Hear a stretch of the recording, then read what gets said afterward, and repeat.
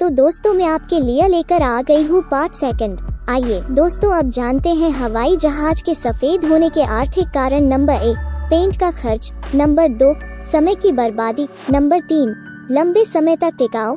Number 4, reseller value ज्यादा होती है।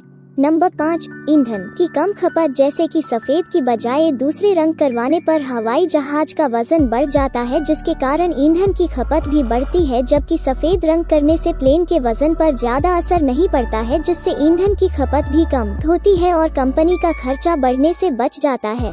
दोस्तों आपने अगर अभी तक पार्ट फर्स्ट को नहीं देखा तो नीचे लिंक दिया है, क्लिक करो और देख लो। पार्ट फर्स्ट बहुत ही अमेजिंग है।